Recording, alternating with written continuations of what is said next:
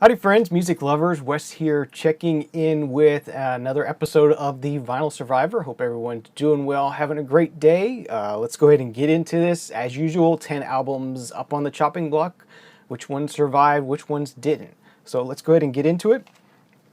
First album I have to talk about here today is the one and only album from the band Gulliver from 1969. This is a self-titled album.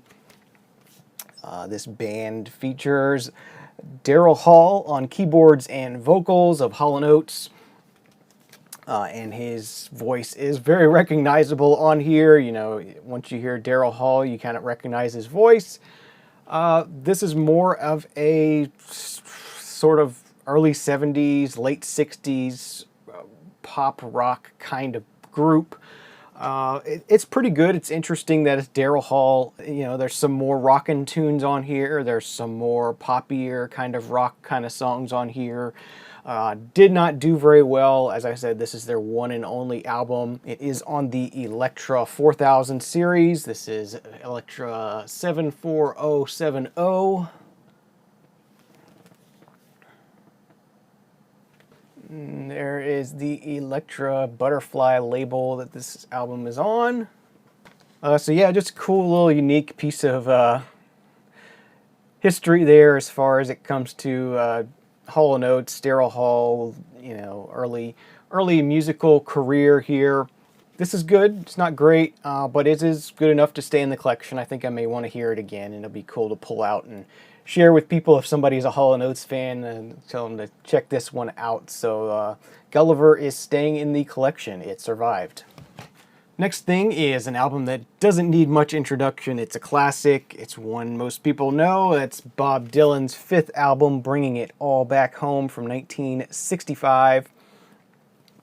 You know, of course, a classic album here. You have him moving away from his more earlier protesty kind of songs.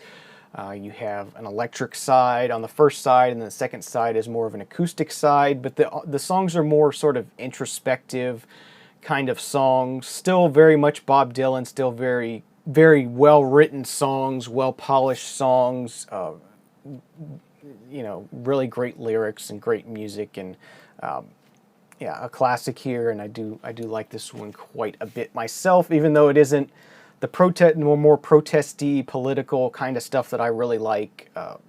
I dig this side of Bob Dylan as well. And this is a mono copy of the album on the Columbia 2i label. Not exactly the most nicest copy of this album. It's a little rough, but it plays okay, and I'm going to keep this one in the collection for now. I picked this up in the dollar bin, so I didn't expect much from it to begin with, but just really clean cover, so I bought it mainly for the cover by itself. But that's Bob Dylan's Bringing It All Back Home from 1965, another survivor, another one staying in the collection. All right, next thing we have is moving into the 80s here. We have the debut album from the group The Tom Tom Club from 1981. Self-titled album here. This one features Wardy Rapping Hood on it, as well as Genius of Love, which is probably their most well-known song. Just some very early post-punk, new wave kind of stuff here. A lot more instrumental, sort of rock and roll driven than, say, a later sort of more synth-poppy kind of new wave sound. That the new wave sort of sound moved into. This is very much still rooted in the sort of post-punk kind of more upbeat, more bouncy kind of songs. It's kind of like a Devo kind of sound here, I guess could be a good comparison. But a good album, and it's really cool to hear this early stuff and hear, you know, Wardy Rapping Hood. Hip-hop had just broken into the mainstream at this point. And a lot of artists sort of took on hip-hop aspects and worked them into their music as well. So it was really cool. And a good album, good solid early sort of new wave post-punk kind of album here. Great Sire Records label. Okay, so that's the Tom Tom Club self-titled debut 1981, Another Survivor, staying in the collection. Next up, another strong classic here from 1971. This is Marvin Gaye's What's Going On. Not much needs to be said about this album. It's a classic, and it's deserving of how much love it gets. Brutally honest, beautiful album here. You know, you got What's Going On, Mercy Mercy Me, Inner City Blues, just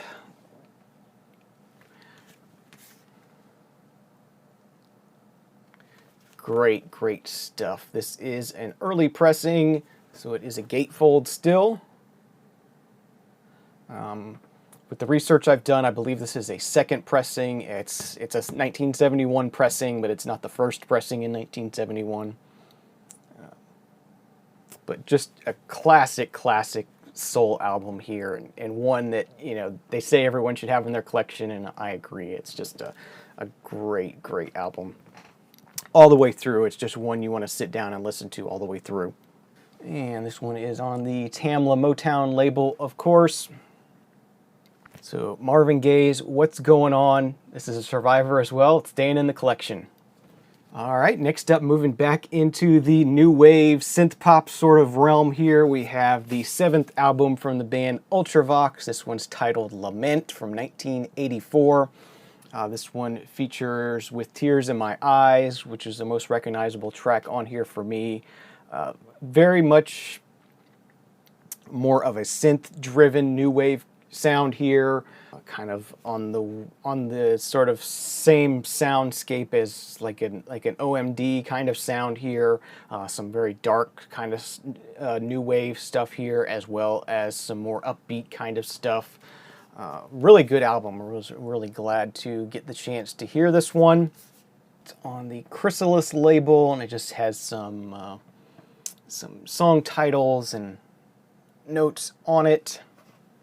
Very plain looking there. So yeah, that's Ultravox with Lament from 1984. Really good synth pop, new wave album, and I definitely enjoyed listening to this one as well. And really like the track, I think it's the title track, Lament. The last track on side A was really cool, sort of more dark sounding synth pop kind of thing. Really cool. Liked that one a lot. So there's another one. It's a Survivor. It's staying in the collection. All right, next thing, got a little bit of jazz here to talk about.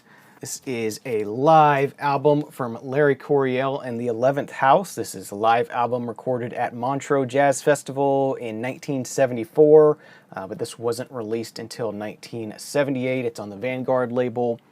And this is a very fusion-y jazz album. Larry Coryell just straight up shreds on this album. If you're into like metal and that kind of thing and want an inroad into fusion-y jazz kind of stuff, check this out if you can. He just straight up shreds on this thing. It's killer. I was blown away by this album. How much I liked it, and it's very guitar forward. So. Be a good entry point for jazz for some people, I think. The Vanguard label there. So that's the Larry Coryell and the 11th House live at Montreux. Another Survivor, another one that's staying in the collection. And yeah, this just straight up shreds here. So if you're kind of a rock and roll, hard rock, metal kind of guy, check this one out. Maybe you'll like it. All right, next thing, bouncing back into the new wave synth pop sort of genre, we have the second album from the Thompson Twins titled Set from 1982. Very much a very poppy, new wave kind of sound here from the Thompson Twins. Definitely enjoyed this one. Maybe not as much as some of their a little bit later stuff, but a good sound here, cool album. This does happen to be a Mexican pressing. I think the only Mexican pressing I have in my collection. So the songs on the back and on the labels are listed in both English and Spanish, which is pretty neat. It is on the Hansa International label. Pretty cool. Really nice sounding pressing. I didn't know what to expect from a Mexican pressing, but sounds really good. So Mexican records can be good. So that is the Thompson Twins with Set from 1982. Another survivor staying in the collection. All right, bouncing back into the jazz realm. Seems like we're bouncing between new wave and jazz here today.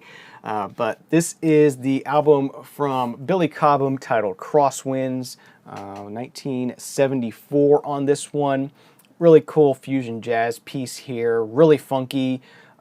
Also features John Abercrombie, George Duke, and the Brecker brothers play on here as well. Just a really, as I said, a really funky fusion album. Some great drum breaks on here. He does a drum solo in the middle of side one that's really cool. And just, as I said, really good funky fusion jazz album. And definitely enjoyed this one. Really nice journey on this one. Sort of, it sort of flows really nicely. It has some soft points. It has some faster, more upbeat kind of rockin' points on it.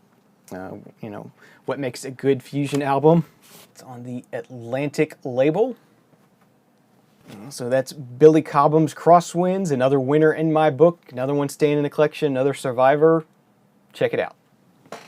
All right, moving on, we have a live album from the band Fleetwood Mac from 1980, just titled Fleetwood Mac Live. This was when they were touring for the album Tusk, I believe. So you got that as well as all the previous stuff, including Rumors. And of course, being that those two albums were very popular, there was not a lot of the earlier Fleetwood Mac on here. This is mostly Rumors and Tusk material. Inside with a lot of photos, and yeah, it was just nice to hear this and hear them live. It's not a great live album. It's not one of those must-have classic live albums, but if you want to hear Fleetwood Mac live in their heyday, this is pretty good, and it's probably not too expensive of an album to buy, to pick up if you find it. The inserts do list all the tour dates and the attendance at each show as well, so that's pretty neat. They did quite a bit of touring in the late 70s and early 1980 through 1980. And being Fleetwood Mac, this is on the Warner Brothers label. And it's a 2 LP set, so a nice long concert, a nice long live set. This is not just one concert, it's sort of a best of live recording kind of thing, pieced together from 4 or 5 different shows, I think. So that's Fleetwood Mac live. Another good one in my opinion. I dug it, and I'm going to be keeping it. So it's staying in the collection. It's a survivor. And last but not least, why don't we just bounce right back into another jazz album? This is Herbie Mann with London Underground, 1974 on this one as well. Herbie Mann plays the flute. This also features Albert Lee, Mick Taylor, Ainsley Dunbar, and Stefan Grappelli. He does a lot of covers on here of 60s and 70s stuff. There's some Rolling Stones covers. Eric Clapton does a cover of Layla.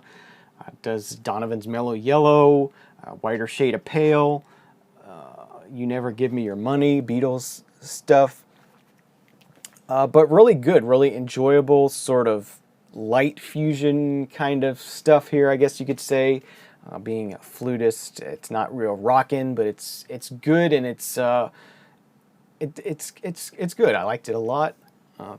Really nice solos on here, and just a good album through and through. And I enjoyed this more than I thought I would. I wasn't sure.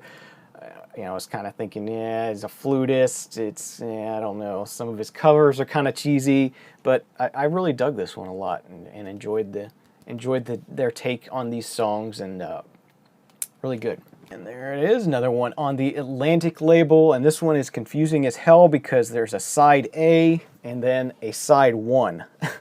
So, who knows? I think you play side A first and then side 1, whatever that's about. But anyway, so that's Herbie Mann's London Underground, another good one in my book, staying in the collection. So thank you for watching this episode of the Vinyl Survivor. Hope you enjoyed it. Please subscribe if you're not already so you'll be kept up to date with future episodes. Thanks for watching. Leave me a comment, leave me a thumbs up, and we'll see you again next time. Have a great day. Cheers.